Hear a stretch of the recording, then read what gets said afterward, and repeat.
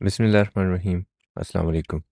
मार्च 2022 का अटैम्प्ट हम सॉल्व कर रहे हैं और इस अटैम्प्ट को हम टैक्स ईयर 2023 के मुताबिक सॉल्व करेंगे जो हमारा लेटेस्ट टैक्स ईयर है। And this video is about question number 5B।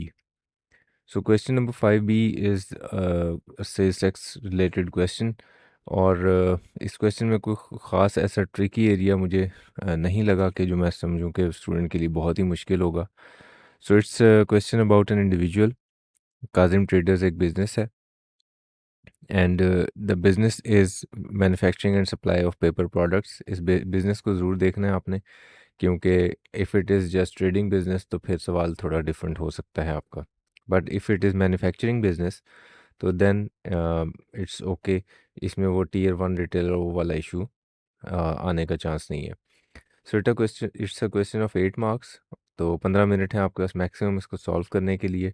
और जो सवाल आपसे रिक्वायर कर रहा है वो ये कि compute the amount of sales tax payable और रिफंडेबल। सो एक तो ये आपको कैलकुलेट करना होगा, और अगर कोई इनपुट टैक्स कैरी फॉरवर्ड होता है तो वो भी आप बता देंगे। टैक्स पीरियड ख़ास तौर पर नोट कर लें, फरवरी के मंथ का आपने टैक्स कैलकुलेशन बनाना है। सो हम स्टार्ट करेंगे अपना सवाल सेल्स से। जो सेल्स की पहली इन्फॉर्मेशन दी हुई है that is taxable goods to registered person, और साथ ही में ये भी बताया हुआ है कि 10% of these goods were return by customers. और जब रिटर्न्स का इन्फॉर्मेशन दिया हो तो हम ये ज्यूम करते हैं कि जो भी रिटर्न्स को रिकॉर्ड करने के लिए ज़रूरी डॉक्यूमेंटेशन है वो कंप्लीट है, और डॉक्यूमेंट की डेफिशिएंसी कोई प्रिजम्पशन नहीं हम लेंगे इस बारे में। तो it's a value of 200 million, this is rupees in million, और 10% इसमें से रिटर्न हो गया है। सो इसको हम अपना आंसर फॉर्मेट बना लेते हैं। पहले हम आउटपुट टैक्स का कैलकुलेशन बनाएंगे एंड देन वील से कि टैक्सेबल गुड्स रजिस्टर्ड पर्सन को हैं इट्स 200 मिलियन, और 10% के रिटर्न्स डाल देते हैं, और बाकी 180 million is the value of supply जो एक्चुअली नेट सेल्स बन रही है। जो इसके ऊपर सेल्स टैक्स का कैलकुलेशन है that is simply 17% of the value of supply. So 180 million का 17% बना लें।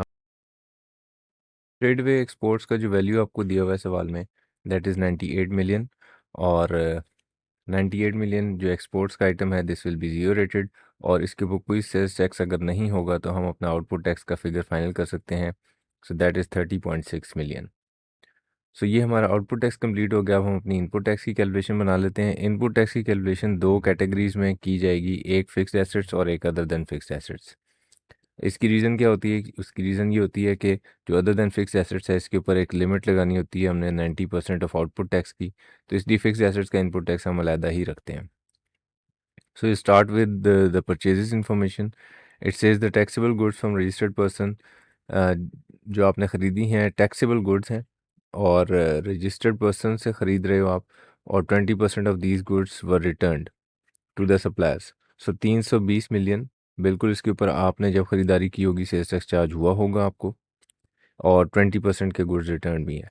तो हम इस इंफॉर्मेशन को स्ट्रेट अवे रिकॉर्ड कर लेते हैं। 320 मिलियन में से इसका 20% माइनस कर दें तो बाकी आपके पास 256 मिलियन बचता है। इसके ऊपर 17% जब आप कैलकुलेट करेंगे तो this will be your input tax. So returns आपने माइनस कर दी। इसके बाद के जो दो इंफॉर्मेशन है उसमें आप देखें कि taxable goods from unregistered person. तो ये ऑल दो गुड्स टैक्सेबल हैं, लेकिन ख़रीदारी अनरजिस्टर्ड पर्सन से हो रही है तो वो आपको कोई सेल्स टैक्स चार्ज नहीं करेगा। इसी तरह जब आप एग्जाम्प्ट गुड्स खरीदोगे फ्रॉम द रजिस्टर्ड पर्सन तो एग्जाम्प्ट गुड्स के ऊपर भी सेल्स टैक्स चार्ज नहीं होता। तो ये दो जो 32 मिलियन और 56 मिलियन की इंफॉर्मेशन है ये कैफ लेवल पे आपके लिए बिल्कुल इररेलेवेंट है। इससे कोई इनपुट टैक्स क्योंकि आपको चार्ज ही नहीं हुआ तो इसलिए आप इसके ऊपर कोई टैक्स कैलकुलेशन नहीं बनाएंगे। I am just writing it here खाना पूरी के लिए कि ठीक है हमने इसको कंसिडर किया है लेकिन इसके ऊपर कोई इनपुट टैक्स नहीं है। Next information is electrical and sanitary fittings. First item is and the second item is plant and machinery. तो दोनों फिक्स्ड एसेट्स फिक्स नेचर के आइटम है। इलेक्ट्रिकल एंड सैनिटरी फिटिंग्स जो कि आपने फैक्ट्री में भी यूज़ की है और ऑफिस बिल्डिंग में भी यूज़ की है, its value is 17 million and the other is 84 million.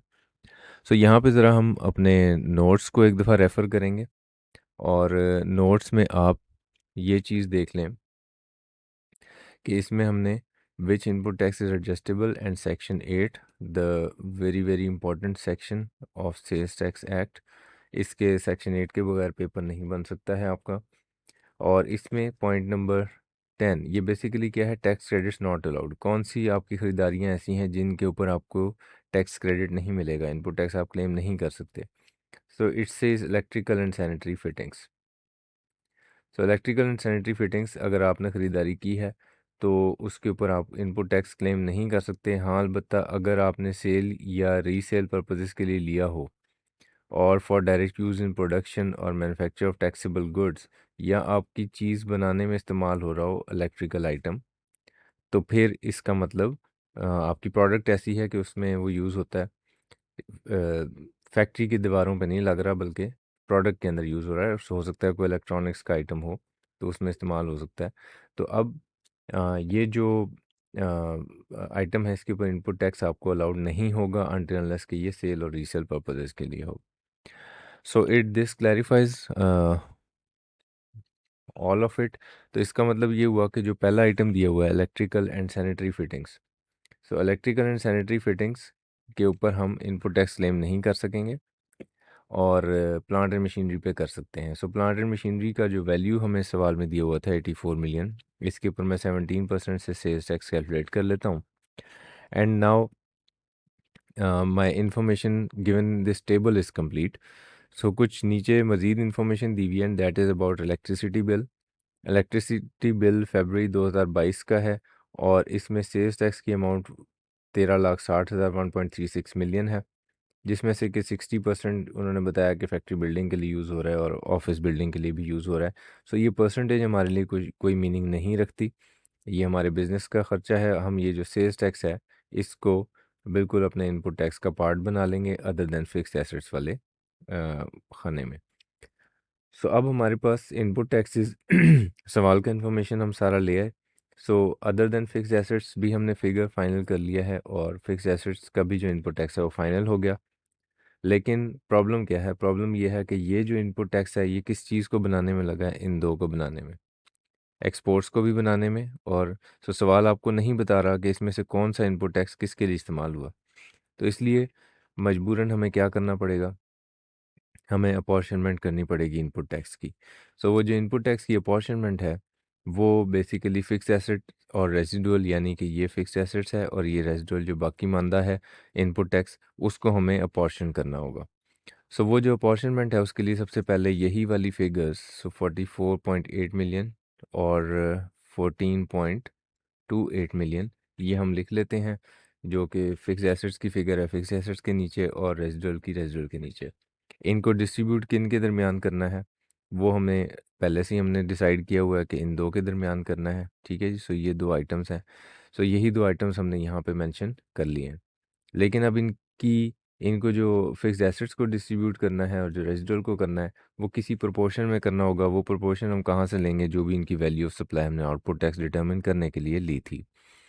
So ये वैल्यू ऑफ सप्लाईज़ हैं 180 मिलियन और 98 मिलियन। इन्हीं फिगर्स को मैं यहाँ अपॉर्शनमेंट के लिए ले आता हूँ। सो 180 मिलियन और 98 मिलियन। सो इसको इस प्रोपोर्शन में, अब अगर 14.28 को मैंने इस प्रोपोर्शन में डिस्ट्रीब्यूट करना होगा 180 और 98 की प्रोपोर्शन में, तो मैं उसको डिस्ट्रीब्यूट कर लूँगा। It will be simple arithmetic calculation. I don't think इसमें आपको कोई प्रॉब्लम हो सकता है। वैसे कैलकुलेशन साथ में दी हुई है, आप जूम इन करके देख सकते हैं। और इसी तरह जो रेसिडुअल है उसको भी हम इसी प्रोपोर्शन में डिस्ट्रीब्यूट कर देंगे। नाउ ये जो हमने डिस्ट्रीब्यूशन बना ली है इसमें अब जो एक्सपोर्ट्स से रिलेटेड इनपुट टैक्स होगा वो हम रिफ़ंड के लिए क्लेम करेंगे, जबकि बाकी को हम अभी माइनस करेंगे अपने आउटपुट टैक्स में से, फिक्स्ड एसेट्स को बाद में, क्योंकि इसके ऊपर 90% की लिमिट नहीं लगती, रेसिडुअल को पहले। सो सबसे पहले जिस फिगर की हमें ज़रूरत पड़ेगी वो ये 29.058993 मिलियन है। इसको मैं अपने आउटपुट टैक्स में से माइनस करता हूँ। लेकिन ये माइनस करने से पहले मुझे ये ध्यान करना होता है कि ये जो इनपुट टैक्स है इस ये 90%, यानी ये जो मैंने आउटपुट टैक्स बनाया इसके 90% से ज़्यादा मैं क्लेम नहीं कर सकता। So I make another figure 90% of output tax, और पता चला कि 90% of output output tax is a lesser figure, तो हम उस लेसर फिगर को माइनस करेंगे। सो ये फिगर आप माइनस जब करेंगे तो वो आपके पास बाकी फिगर बच गई, जिसमें से अब फिक्स एसेट्स का इनपुट टैक्स माइनस किया जा सकता है। सो फिक्स एसेट्स का जो इनपुट टैक्स है वो अगेन आपने नीचे जो अपॉर्चुनिमेंट बनाई हुई है उसमें बिल्कुल तैयार पड़ी है गर्मा गर्म फिगर। इस फिगर को 9,246,043 इसको ऊपर ले आएं और अपनी इस आउटपुट टैक्स की 30,60,000 फिगर में से माइनस कर दें।